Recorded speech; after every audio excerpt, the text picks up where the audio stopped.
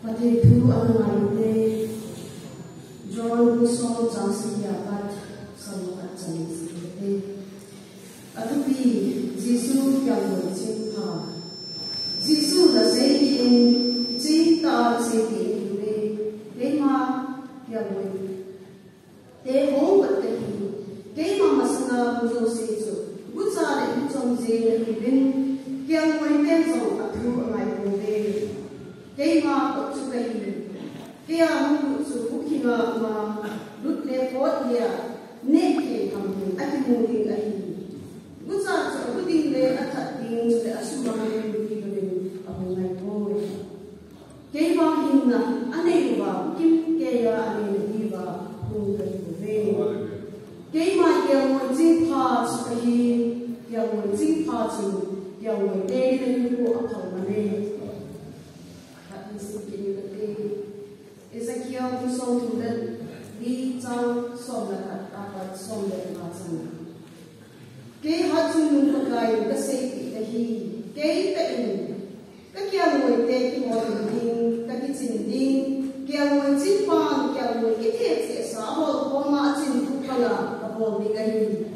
Man ha ni mu tin ko zin kwa ki the se no mun pila ku la no ko kom su ke ya ka kai kom ding ka ni Kam chok soma ko rin kuido inking ko kom suwa kam suwa inking kom ding alibe bolsam Israel buitula hinde ku kining ding ham him khalai laya ka ba ding ahi Israel kam sumosam ko lel la atlai cham ham him thalin lalai laya lumong ta ka sa ding alibe kay ta in kya mo te chin Ato dong su kahol pe dahi kay mat su pakai kasi ang kai iti patin kami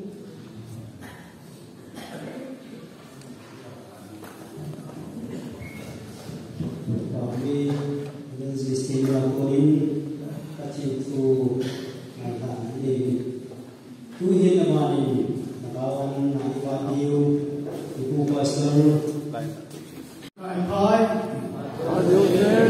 Sin, pakai ngomongin gini nama biasa ini. Bukan sama macam ahi biasa gini nama. Ibu jadi mikir, somni jangan, mungkin kita nasa sendiri, tu saya guna cuma dengan doa ni. Kita pasai mungkin, kalau mungkin pasai saya guna, langkai jangan. Kita bangun hari ini, kita bangun ama bangsa. Jadi bila kita bangun sesuatu yang kulit, kalau tu ini mungkin sehingga ini tuan ini kisah dek. Kalau ini belum mereka, mereka sekan itu artinya sein, itu artinya sein. Apa cahaya itu suka ini. Pada saat tadi boleh zon lagi, lalu bila kemudian, asal kita pilih Kema dia mungkin ini Bible zaman kasih dulu.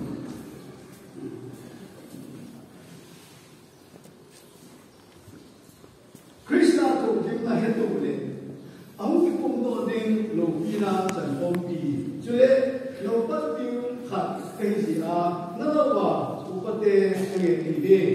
Nalawa patien kian boleh ham hosu cintawan. Bor kamu letuloin, patien nedorin, yung cantain borzoin. Alam na ba, patsuntin dina jong tipulan ang inasabi.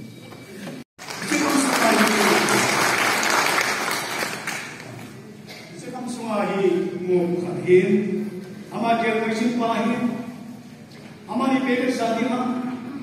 Ain na sa dibi. Ain na si Duma. Patin tanta pe ko pe. Oh, ay dumsiam. Kan to ki po no zo no bicho. Pinam tanta to le khatem tam ni mutla. Sai ke wa ne ke ko. Tam dia ko hi chu ko mai. Kan to po no zo no bicho. Iso ki gai ne bi. Sinati ne. Apo da ding tam bi ne. Asma hi che ne hi ko. Keta ne ko. Chon pan ne ko. So si ka ko pe hi. Tunin ke mo chin puina asam tu suana to nahi ama ben suitia omdina na ke wasik siendong pasala koi kasi he tu kai hu now chanchu ma tin me mina si siwa omdina ki yo ya ko committee ke bonza di apatin pati amen hallelujah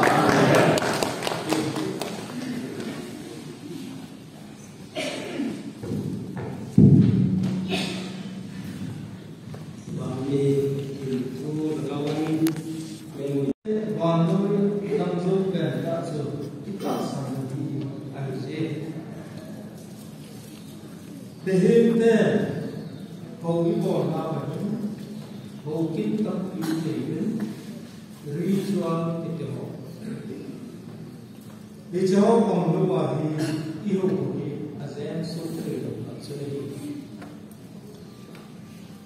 So the Taksanga, they to ma, it's a whole kidney important. Angaya.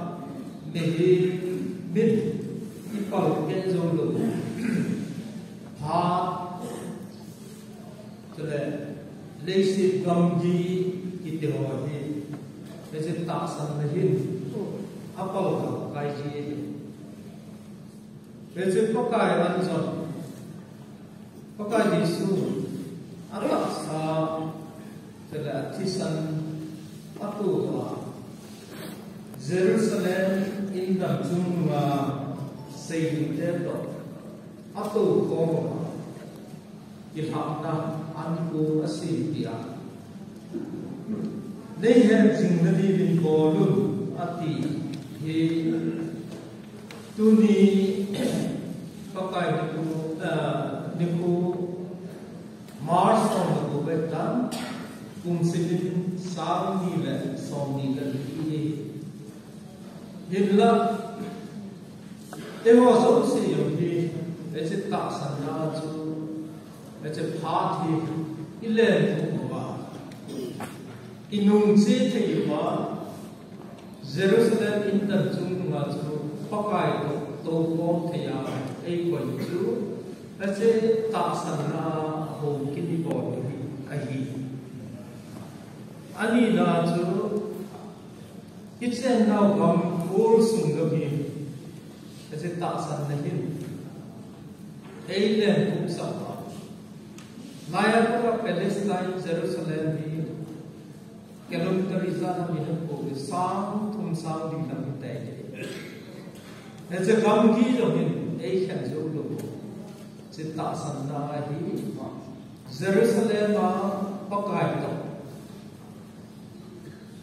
Ankuma itu mau hiti tujuan kerja also kaya ya cerita mungkin mau timlah cerita sanai hajam cerita lesit gambar kita hiti itu ideal apa cerita pakai cerita Ankuma mau hiti ya itu sama sahaja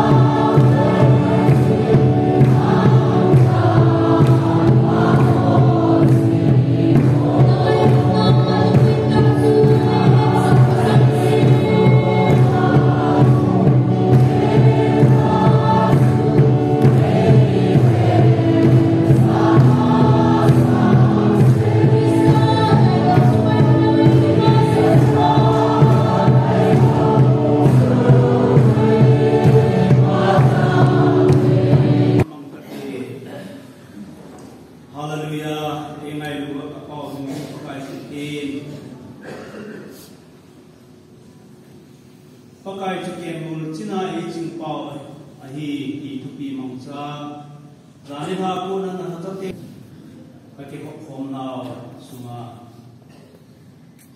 na dei lo le na lung hai lo to o fa ko ai ake khom ho zo si thane na cha hi na ngai